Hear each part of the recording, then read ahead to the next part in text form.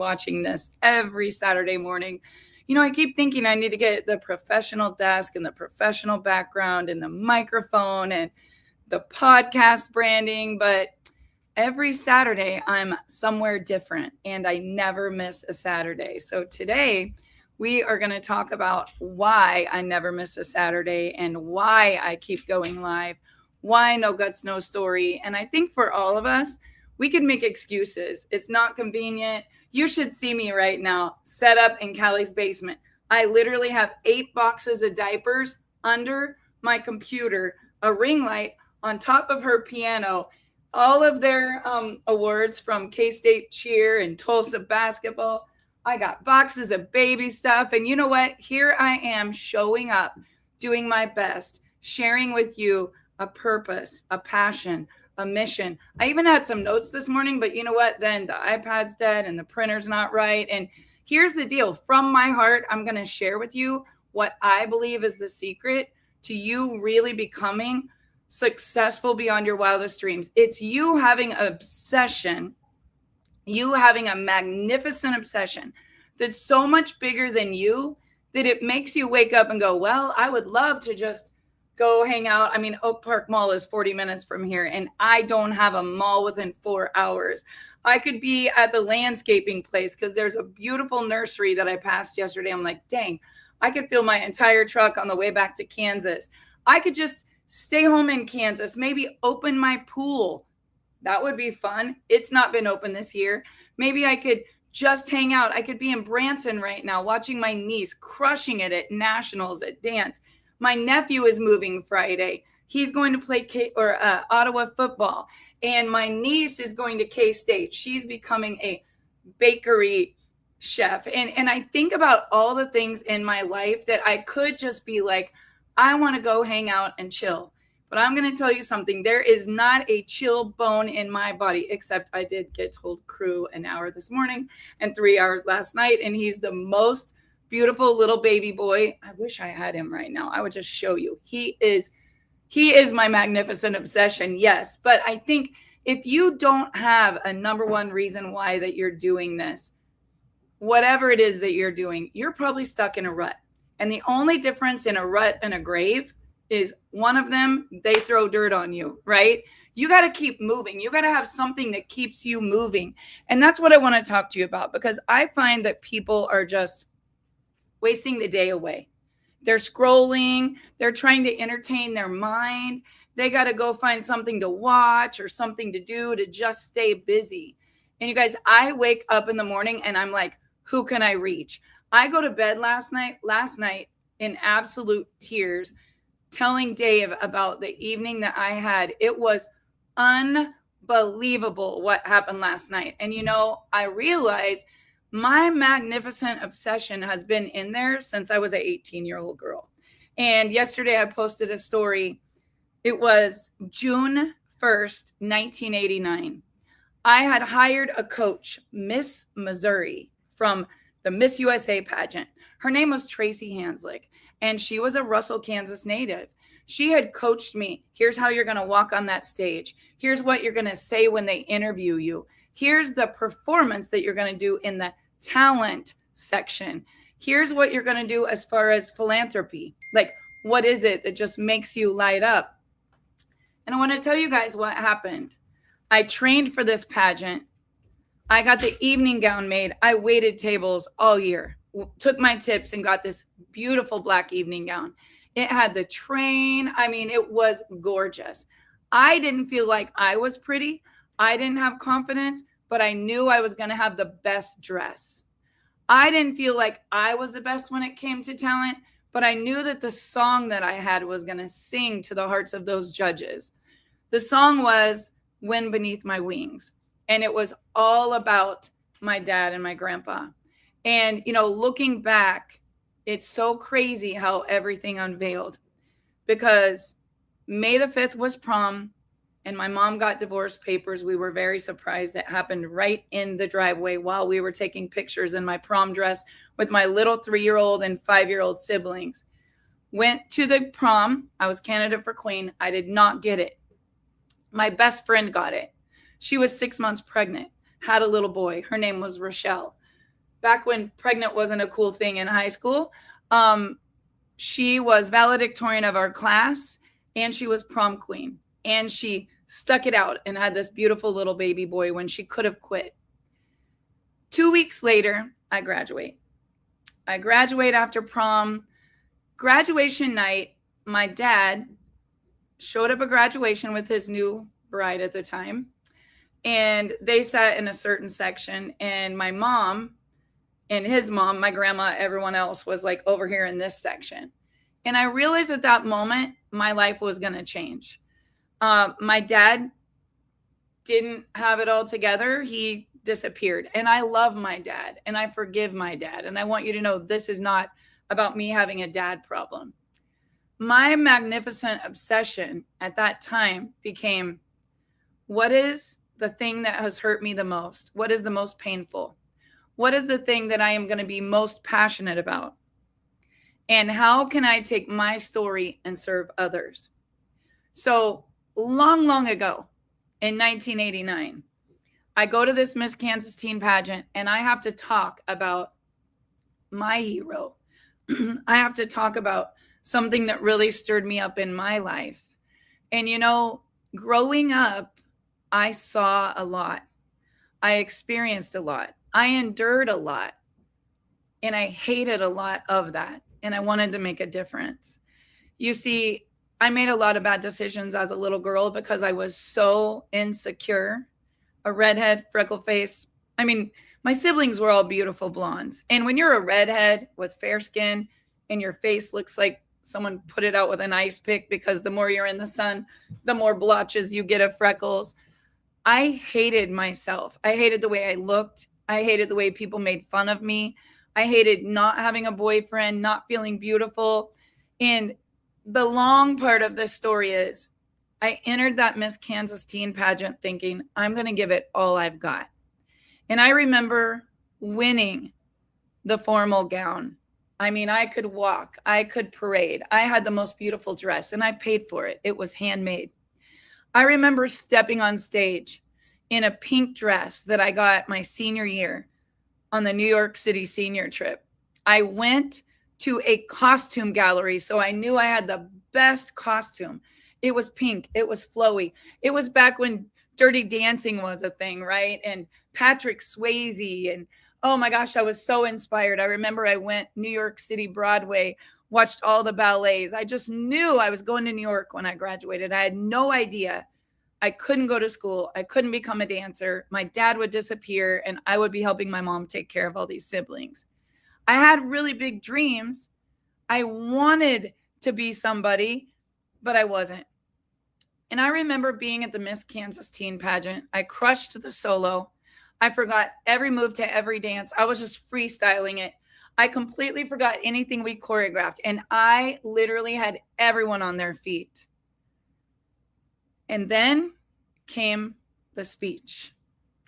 And the speech I had written was about my dad. He was always my hero. We didn't get along, and I got disciplined, really disciplined, but I loved Christmas, and my dad was the Russell County Santa Claus. And I remember thinking, I am so lucky that my dad is the actual Santa Claus. He lights up every kid in town. My mom is Mrs. Claus. We were all the little elves. And I remember thinking to myself, we make difference. We show up on Christmas Eve. We talk to all the little kids. We hand out all the presents. We light up all their lives, right? And it was a burning desire. I loved it. Still today, I still love Christmas. We owned the largest Christmas store in all of Kansas. We were on the news. We lit up a child's life one year. We bought presents for 101 families in Russell County with our network marketing commission check. And I remember delivering them all. And I think there was some seed inside of me since I was a little girl that just wanted to make a difference to a little girl that was hurting. Having a single mom and seeing my mom have nothing and thinking of all the little kids and what they go through, it keeps me up at night. Crazy thing happened. I didn't win the Miss Kansas Teen pageant. I did cry during my speech. I did not win the pageant, but I made it to the top 10. And my mom was driving truck. My dad had disappeared. You couldn't see any family for 1 week, and I was the babysitter. So I took two brothers. I remember Travis and Troy Ewers worked at the mobile home factory where my mom worked during the day. And they came with a friend of mine and stayed in a hotel. You couldn't stay within a mile of the pageant until the crowning. And these kids watched my mom's kids down the street for a week while I competed in this pageant. And I remember being there. I didn't have a mom there. I didn't have a dad there. I had two acquaintances and my little siblings in the seats. And honestly, I've never told this story, but I remember thinking, I want them to see that you can dream and you can achieve it and it can happen for you. And I failed. I did not become the queen. But throughout my entire life, then opening a dance studio, looking at every little girl that ever came in, saying, you are somebody, you can be and do and have anything you dream of. From 1989 until 2013, I owned not one, but two ballet academies. No matter how much money I made, I loved sewing in to the newest little 3-year-old girl. In my life, it's always been direct sales, 30 straight years. I love taking the newest person, the mom, the dad, the couple, the person who can't live on Social Security that's half of what they already couldn't live on. I love taking the newest young mom that says, I want to quit my job and be a full-time stay-home mom. And I'm not going to talk about the income and the potential because I'm not going to make any claims that would get me in trouble. But I will tell you, my magnificent obsession is transformation in someone's life. To believe that they can do and be and have anything they dream of. And over the years, I think about the seed that God planted in my heart. Being 5 years old and watching my dad lose his only brother to suicide, it's something we never really talked a lot about. Mental health wasn't really a thing. It was just like it happened and it was tragedy. More than anything, I would hear his wife, which is my mom's bestie, my Aunt Joan, they're still best friends. I would hear them talking in the kitchen as a little girl. And I would think about my little cousin Stacy not having a dad and Brad, her brother. But we never talked about why or how or what.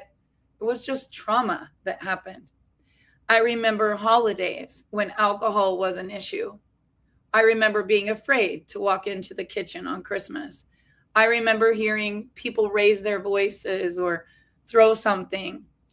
My mom and dad never drink, and we've never drank in our house. We don't have holidays where it's like, hey, here's all the alcohol. Somebody might bring it. I mean, I'm not opposed to a red beer or a glass of wine, but it doesn't make the event.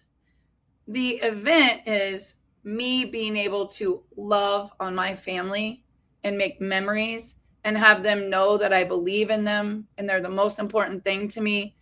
It's not about us having to have a quote, let's get drunk or let's get high. Like, it's never been that, ever. I've never been high in my life. I know everyone thinks I'm a prude, but the pain that has caused in my life makes me run. I just don't ever want to experience it. And my kids knew that. When Dave's brother and I used to have debates, he would say, we should legalize weed. And I would say, you're the worst person in the world. Like, we could never do that, right? And now it's everywhere. I was so closed-minded to it. I was so protective. I was so afraid of it. But thinking of Dave's little brother and the struggle that he had, the way that he lived, the everyday demons that he was fighting, the battle, and to be at the height of our career in 2001, and to come home from a trip from here in Kansas City to Russell, and to have everyone looking for him. And me and Dave were like, there's no way. There's no way. But it was true. He took his life in the month of July, 25 years ago. And we didn't find him for a couple of days. And when I think about that pain and how we felt and the guilt and the trauma and the blame and watching what Dave's mom went through. It's such a horrible disease. It's such a horrible disease. Watching people try to quit alcohol, drugs, whatever it is, most families say, get the F out. Like, we're done, right? Other families, they try to fix it. They try to help it. They try to change it. They try to cure it. And it actually becomes a family disease. And I've seen this. I've lived this. I hate addiction. I hate drugs. I hate alcohol. I hate the struggle of mental health and people fighting the thoughts of suicide. And it did become a magnificent obsession for me. Before I ever experienced it with my own child, I started a nonprofit in 2006 when I published my book, No Guts, No Story, and all the money went to bring speakers. And at the time it was just me, because a nonprofit was no profit. And I would go into schools and I would talk about being a little 12-year-old girl, not giving up, not giving in to the drugs and the alcohol and all the things. But I did give in to other things that labeled me as a bad little girl. I didn't have any supervision. My mom was working morning till night. My grandma passed away when I was 12. I was caring for 4 siblings. Like, I was the mom. I grew up way too fast. I looked for love in all the wrong places. I tried to validate my worth in so many ways that created a label, a feeling about myself. I did not like myself. I did not love myself. I did not believe that I was worthy of anything. So I would stay stuck. Fast forward to 1993. My husband, Dave, rescues me. I'm about to get married. I'm in a relationship. Honestly, I would have ended up exactly like my mom. And that's not a bad thing because my mom is my hero, but it's been hard to watch my mom be a single mom. I wouldn't say she's lonely because she loves her children, but she's never remarried. She's never had a companion. She's never experienced the true love and the things that many of us do in our life. And she's fought a battle for 30 years, 35 actually. And that battle has been finding her magnificent obsession. My mom loves to work. She loves to build things. She loves to co-create things that are not good and make them good. And she loves to make money. She's wildly successful, definitely self-made. But her magnificent obsession, I would say, is her kids. It's her grandkids. She lives to build entrepreneurial things with them and go to her grandkids' events. And that's what makes her go. It's her number one reason why. She never stops. This week, I went with my mom to watch her brothers on an honor flight. And it was so amazing. Have any of you ever been on an honor flight or seen one? If you're a veteran and you've never been, you should go. I cried. I could not believe how amazing it was. But my mom just has 2 brothers and she wanted to go. And I said, I'll take the whole day off. I'm not going to take any calls. I'm not going to do a Zoom. And we went together and it was unbelievable. In fact, right when I left there, I called Dave's dad and I'm like, you have to go do this. It's free. You can take your spouse. They have companions for you if you don't have a spouse. They have 100 wheelchairs lined up because most veterans are 80 and struggling with some type of disability, if it's World War II or, something with Vietnam. Not all of them, but a lot of them.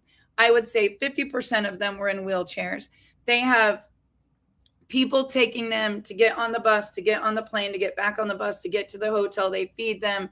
They go see every monument from the Vietnam Memorial to the Washington Memorial to the Lincoln Memorial to the World War II, the Eternal Flame, Arlington Cemetery, Korean War, everything.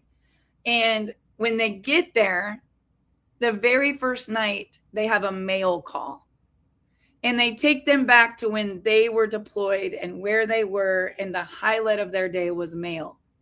And they open letters from all of their family, thanking them for their service. My uncle said that was the most amazing part of the whole trip, was just opening mail from all of us, how much we love them, appreciate them. And that's not what this call is about, but I could go on and on and on. My uncle Frank and Bill took us step by step through what their trip was like. Guys, I have no voice and I have another training call after this. But if any of you are veterans, drop in the comments. Let me know, where did you serve? What branch were you in? Have you ever been on an honor flight? If not, I will drop the link in here. You go to a website, I have a picture of it, and you register. There's 2 more flights this year, and it's absolutely free, and the flights aren't full. When they got off the flight, they told them, your job is to get other people to want to come on these flights. And it had been on their bucket list. And to see 2 brothers do that together, I cannot imagine the emotion. But the crazy thing is, my mom's brother, Bill, his sons showed up in DC and surprised them. I think it was Iwo or one of the, I don't know which, Tomb of the Unknown Soldier, like so much emotion. We love going there. We took our children there when they were in high school so they would experience it firsthand, not just learn about it in a history book. And it's one of my favorite memories. So anyway, I got distracted. I literally, I've been fighting this voice thing all week. So what I want to talk to you about is, what is your magnificent obsession? Because if you don't have one, you will get bored with life. You will get overwhelmed. You will wonder, what am I even living for? And I believe that my magnificent obsession is to empower people, to reach people, to give them hope in themselves and a future. My favorite Bible verse is Jeremiah 29:11. For I know the plans I have for you, not to harm you, but to give you hope and a future. And through every chapter of my life, I have always stood on that verse, just believing that there was more for me than the chapter that I was in. So Invisible Angels started clear back in 2006. But a nonprofit is just that. You don't have a lot of money. You're trying to do all the things. You want to make an impact, but a lot of people won't really get behind it. I know when my son started his Scott Allen project, he started to make clothing that would have inspirational things and put his Uncle Scott's name on it to raise awareness about suicide. We brought in Kevin Hines as a speaker. We brought in Maxandra de Rosier. Kevin Hines jumped from the Golden Gate, lived. Today, he has raised so much money. They have built a net under the bridge so nobody ever will jump and end their life from that bridge. He's currently making a movie, and our company is sponsoring that movie in Hollywood right now. It's coming out in the fall. I've been on his podcast. Suicide and mental health is very near and dear to my heart. But in the last 10 years, I would say recovery, addiction, fentanyl, opiate addiction, that has become something that is a magnificent obsession for me. A lot of people never get well, and it's not your journey. It's their disease. A lot of people are fighting a battle that you may never understand, but you want to blame them. Oh, they're just a junkie. They're just a drunk. They're just tripping. Oh, they're just high. They're just in a bottle. They just never change. And, I want to encourage you to understand that if that person had cancer and it kept coming back, you would keep praying for them. You would keep getting your little pink ribbons, and I'm all about it, but it just pisses me off that people treat mental health and addiction so differently than they treat any other disease. If I have cancer, you love me, you pray for me, you start a food train. You're getting everybody to rally around me. If I have addiction or a mental health challenge and I get better and then I relapse and I get better and then I relapse, you don't say, oh, she's in remission. Oh, her cancer came back. You say, well, she got clean, but now she's back in the bottle again. Well, he got clean, but now he's getting high again. What I have found is that a lot of people have no freaking idea what people with trauma, PTSD, a lot of mental health challenges that they label as schizophrenia or psychosis or whatever it is. It's very near and dear to my heart.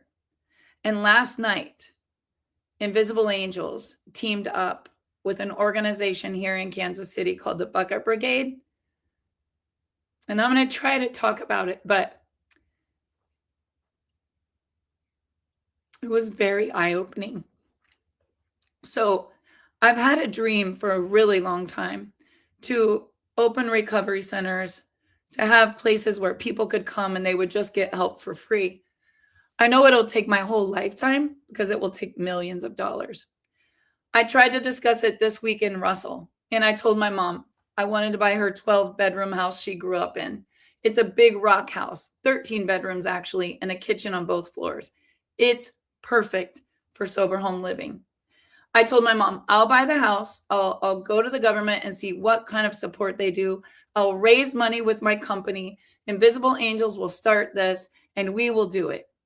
And the very first person that I talked to that has been in sober home living said, it will never work in Russell. And I said, why do you say that? And they said, well, first of all, when they come to sober home living and they get out of either jail or treatment, and they're trying to get back into the world, sober home living helps them be in a community, have peers in an environment that's safe, be encouraged. They have to stay clean every day. They have to go to meetings. They have to check in, and they have a few weeks to get on their feet, but then they have to have a job. Like, it's helping them get back into the world because it's terrifying for them emotionally. And some of you don't get it, but I do, because those of you that know our story with my daughter, Brooklyn, it's a battle every day to be around people, to walk into the room, to not carry the shame, the guilt, the remorse, the blame, the label, the low self-esteem, the fight or flight that's going on in your brain. And I will tell you, after her overdose on fentanyl, and then a treatment center, and then 6 months in jail, and all the things, people think, oh, they're going to get out and our life is going to go back to normal. But it's not what's wrong with them. It's what happened to them. Because what they wake up and feel is nothing like your brain. And I see so many hypocrites out there, right? Like, they can go to the alcohol or the liquor store and get alcohol on a weekend and they can drink and it's no big deal. But they'll label the one that can't stop. So many hypocrites talking about, oh, he needs to change, she needs to change, but they're doing their gummies every night. They're smoking their weed. They're doing all the things. They just never got hooked on fentanyl or meth. So many people have prescriptions for certain things, and it's okay, but other people don't have the prescription, so they find whatever they have to find on the street, and somehow they end up labeled in jail or dead or struggling on the streets because their family said, we're done, get out, your chaos is not going to be our problem. And I get it because I've tried it. My daughter worked for us and ran our company. One day we were like, okay, we'll fire her. She had a beautiful home. I was a co-signer. One day I was like, you know what? We're going to sell the house.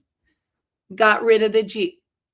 Did all the things. I've done all the things. I have done all the things as a parent. I'm going to tell you, some people believe in tough love. I've tried it. She almost died. Tough love, when you shut them out and say, you're on your own, they will go find a group where they are loved and valued and accepted. And they will become family with those people. It's been a long road. Today, our daughter lives with us. Every day, I think about all the decisions that I made. Did I do it right? Did I do it wrong? What, why, how, the future, all the fears, all the anxieties. It's a daily battle. I live it. So I know what goes on in their mind. But last night, I'm going to try this again. Invisible Angels, the nonprofit that we started, you can find it at invisibleangels.foundation. And I'll type it in for those of you that don't know about it. It's been around for a long time. I just turned it off for a while because there was no way to fund it. It takes so much money to do things and do them right. I'm going to type it in here.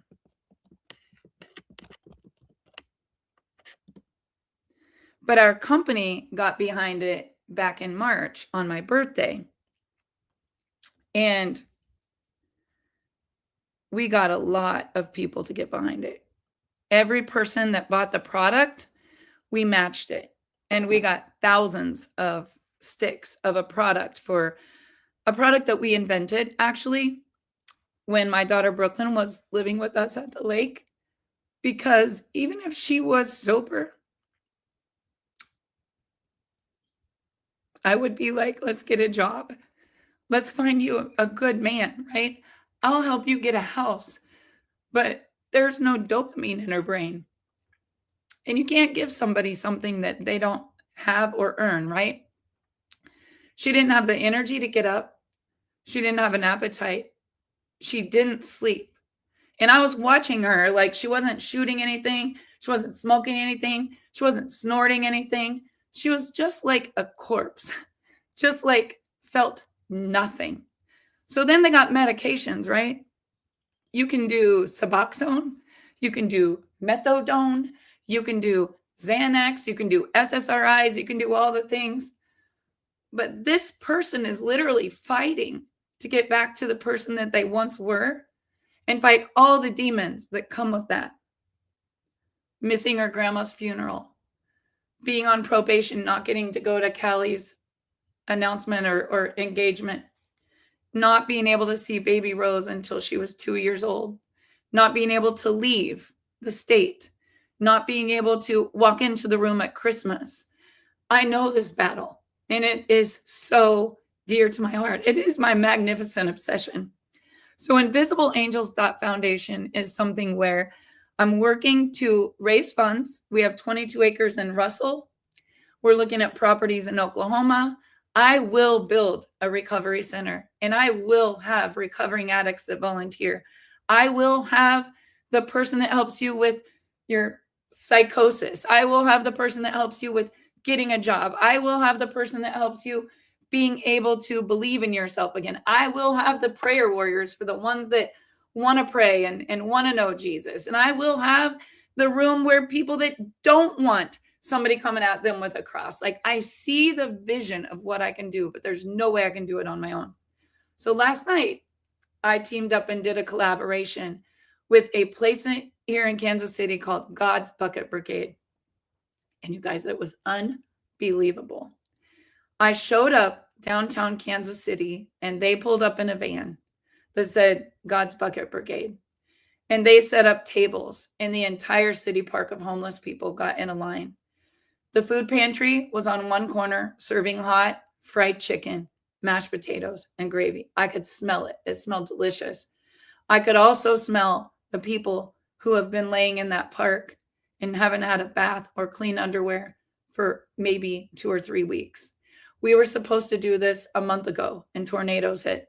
We were supposed to do it last weekend, and it was the World Cup, and they took over the park. But last night, there was nothing stopping this mission. We showed up.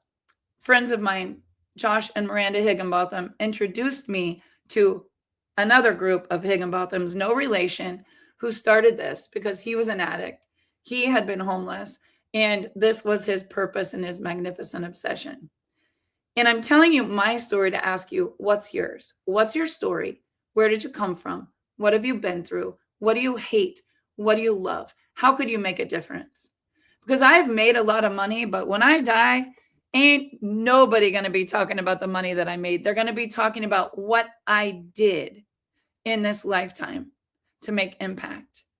I think about when I'm 90 and what I will look back on, what I've accomplished. I think about those veterans that were on that honor flight, 80 and 90 years old, and how proud they are. People that are helping people get on that honor flight. My Uncle Frank said, I will go volunteer every time one of them comes in from now till the rest of my life. Call Dave's dad, get Dave and his dad. Oh my gosh, because you know what? That's near and dear to his heart. He fought. He was there. He was in Vietnam. He was actually in the hazardous chemical thing in Alaska to begin with, in a very dangerous job because Russia They said they could see Russia at night, and that was the biggest fear. And I think about prices that people have paid. My uncle Bill was actually in a different division, and his job was a lot more dangerous. My grandpa was Army, and I mean, you think of World War II. My grandpa fought a battle nobody knew. And when he would talk to me about the bloodbath that happened and how many people lost their lives, I can't imagine that because I never fought that war. I never fought that battle. I never sacrificed like they did. But I'm so grateful for them and what they did. Everybody is fighting a battle. Everybody is. For some people, it's abuse. For some people, it's financial. For some people, it's mental. For some people, it's addiction. For some people, it's addiction and mental and abuse. For some people, they've never fought a battle. They've never fought a battle. And they're like, I mean, I don't know. It's hard for me to figure out what is my magnificent obsession. I would encourage you to think forward. Think of your eulogy someday. And I know this is, people are like, you're so weird how you think of that. It's all I think about because I think about the impact that my grandmother made. And when she died, you couldn't fit the people in the church. They set up chairs outside. They put speakers outside. They put people in the basement. We stood there for hours, people bringing their Bibles. Your grandmother gave me this Bible. Your grandmother gave me this suit jacket. Your grandmother gave me these gloves. She was the most giving, amazing woman in the world and planted a seed in me. I mean, she taught me to love Jesus. She taught me that I was forgiven. She taught me to pray and to have a steadfast faith. And if I hadn't had her, I don't know where I would be. But the people that I was around growing up, every aunt and uncle, everyone on my dad's side, jail, suicide, addiction, or they're in recovery. I think only one, or they're dead. And I have learned a lot from that pain. It gives me so much purpose. So last night, pull up in downtown Kansas City. Only a few homeless people when I first got there. But when that van pulled up and we started unloading those buckets and we set up those tables, I was there with a friend of mine, Miranda Higginbotham, and her husband, Josh, who introduced us to the Bucket Brigade and Invisible Angels Foundation. It's .foundation, not .org, not .com. That's something else. InvisibleAngels.foundation. We gave away products to help them with the things they need in their body. They're so malnutritioned. They're so lacking dopamine, oxytocin in their brain, anything to help with minerals or immune system. It was crazy.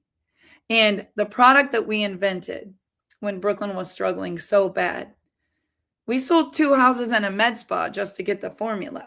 And then we attached 11 harmonic frequencies to help boost. And frequency is a thing. It's becoming more and more of a thing. But I'm telling you guys, people were drinking it and coming back and saying how different they felt in 20 to 30 minutes. And it's not going to get them off the streets. It's definitely not going to fix whatever they're struggling with. But if I could just make them feel good now for one day, to where they would have a conversation or have enough confidence to try to not go resort to whatever it is that makes them feel good. If it would start the very first step to just talk to someone or to reach out. We had little cards that they could scan the QR code. And right now it just goes to 1-800 numbers and hotlines because on the website, that's all we can do is refer people to a 1-800 number or a hotline. I don't have a recovery center. I don't have an army of volunteers. I don't have a counselor, a preacher, a teacher, or a doctor, but I will. I want you to remember this. I will build recovery centers all over the world, and I will do everything I can to make them free. So when someone is fighting that battle in silence and they don't have parents like Brooklyn had with us, We spent $30,000 on rehab, not once, not twice, 3 times. We bailed her out of jail. We took her to the treatment center. We did all the things.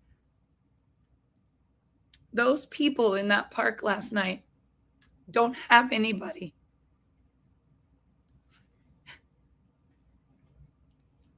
It was crazy.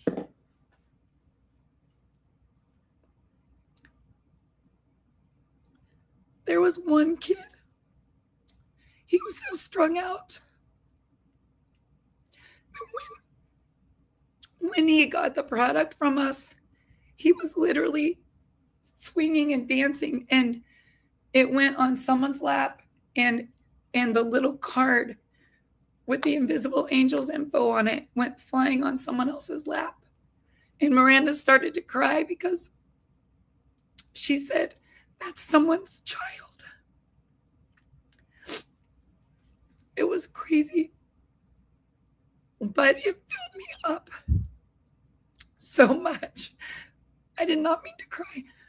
It filled me up so much that I'm just going to start to look for all of the right people to come into collaboration and see this dream to fruition during my lifetime. I hate addiction. I hate drugs. I hate mental health challenges. But I want to be able to reach these people and say, you are somebody. Like, there is so much love to go around. And I have a friend named Tom Chenault. I was in a company and it was a horrible ending, but I made a really good friend, and he checks on my daughter every week. But I want to tell you something. I had a daughter that was top 10 in her class and a dancer and a college graduate, crushing it when I met him.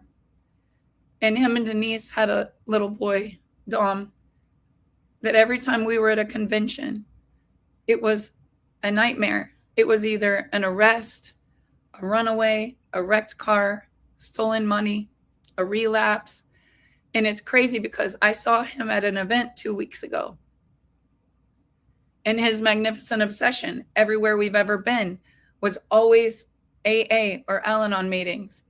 And he's the one that got me on a Zoom to understand that this was a disease that I couldn't cure, change. I didn't cause it, and I was never going to control it. Every single one of you needs to think about what you love and what you hate and what you would spend the rest of your life talking about. Because to hug a homeless person and hand them clean underwear,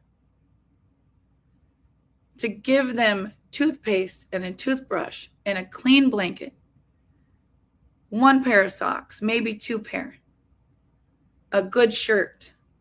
The one guy looked at me and said, "Can I change these dirty clothes in your van?" And I said, "That's not my van." They don't even have anywhere to go change. And people don't want them coming in their place of business. The one lady said, what we really need is devices so we can get the counseling, so we can check into homeless shelters, so we can stay on track. It was unbelievable, you guys. And I'm sorry to be so emotional this morning, but it lit me up in a way that I've never been lit up. And I know that every single one of you has something like that you could do. I made a couple of notes because I wasn't going to cry and I wasn't going to sob. I was just going to stay on track. But I want you to ask yourself these questions. I want you to take out a sheet of paper and I want you to say, I exist too. I exist to blank. Why do you exist? Why do you exist? Why are you on this planet? Why would God allow you to go through all the things that you've went through to get to this point? I exist to blank by blank so that I can blank. Don't chase money. Don't chase a degree and a title. Don't chase fame, Instagram, all these, I'm going to go viral. I can't even look at the notes I made, you guys. I don't even know why I'm trying to look at notes. But your greatest pain might become your greatest platform. And your mission will transform. And your dream will wake you up like an alarm. And you'll know this is what I was built to do.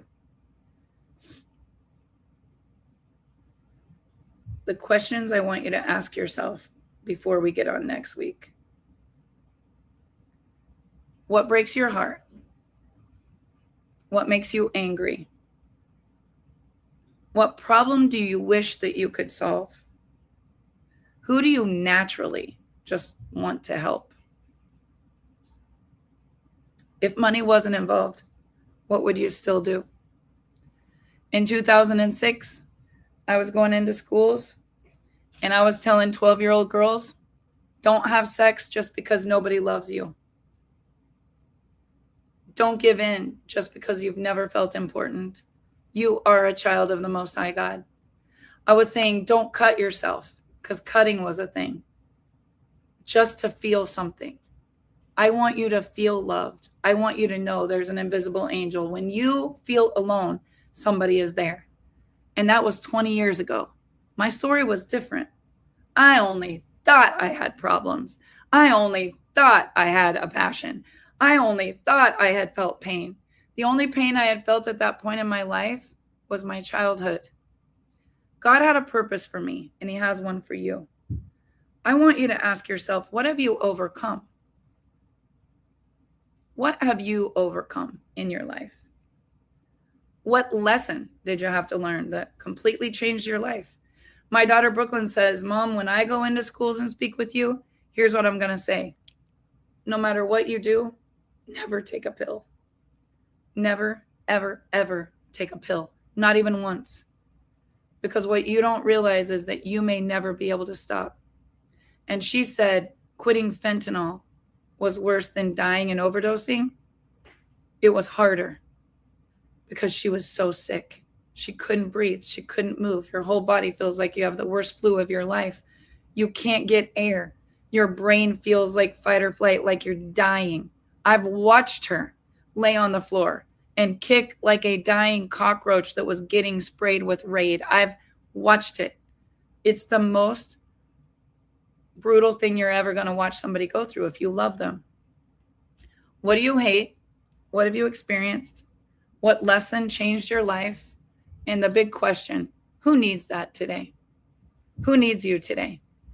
Because your pain serves a purpose. Your pain wasn't punishment, and it's not a label. It's preparation for an assignment. It's preparing you to go forth and create something, a magnificent obsession that you will make so much impact. You will change so many people's lives. And you have no idea down the road, someday when you're no longer here, they'll come to your kids, to your grandkids, to your great grandkids, and they'll say, you know, because of your mom, because of your dad, because of your grandma, because of your grandpa, because of your aunt, because of your uncle, because of your cousin, whatever you are, my life was changed. And I think about all the people that have had so much impact in my life. And it didn't always make sense. The way that I met the guy that took me to an Al-Anon meeting was probably the most brutal decade of my life. But if I hadn't been there, I wouldn't be here. That's what you got to remember. Every crossroads, every burden, every setback is setting you up for the biggest comeback of your life. You just got to get up. You got to see your story and you're witnessing what God has done in your life to say, how can this help other people? Because it's not about you. It never was about you. We're on this planet for a very short time, a blink of an eye, actually. We're only here to serve and witness, and then we're gone. People think we're here to do a lot of other things. God does want to bless us. He does want us to have amazing experiences. He does want you to have all the things that he created. There's nothing wrong with making money. I can't do what I'm about to do if I don't make a ton of money. And I'm not going to feel bad about it because I'm going to show up with not just vans, but semi trucks. I'm going to show up with not just buckets, but trunks and beds and housing and counselors and medications and doctors and churches. Like, we're literally going to change the world. And I'm doing it because of a business that I'm building that's going to allow me to create the nonprofit. I'm telling you right now, my mission is a lot bigger than a commission. And the product that I created is a lot more than a vitamin. It's a movement of helping people feel good now. And they might not feel good tomorrow. It's one day at a time. But every day, I'm going to take them as far as they can see, and then they're going to see further. And I'm going to tell you guys, it's happening. I have no idea how it's happening. I have no idea where the money's going to come from. I have no idea where the resources, the people, the volunteers are going to come from. But I feel it in every ounce of my being. It is my magnificent obsession.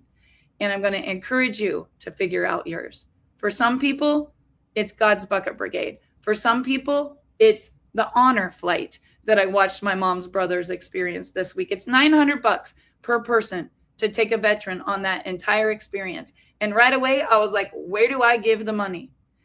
Don't think about money and rank and degrees and plaques on your wall and mansions and cars. And don't think about all the things you can get.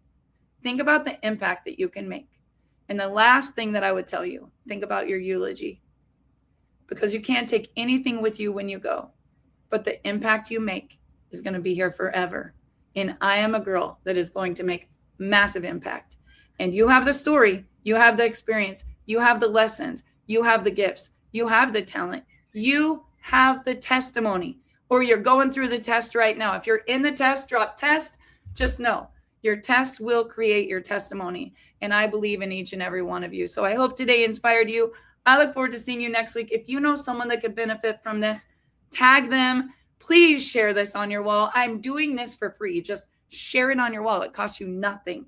Tag a friend, send it in Messenger. And if you're somebody that wants to volunteer, that does have a story, that would like to make a difference, please reach out to me. I don't have any idea how I'm going to do this. We're just trying to get a bunch of people to volunteer, but we're going to do it, and we're going to do it everywhere, all over the world. I love you guys, and I'll see you next week.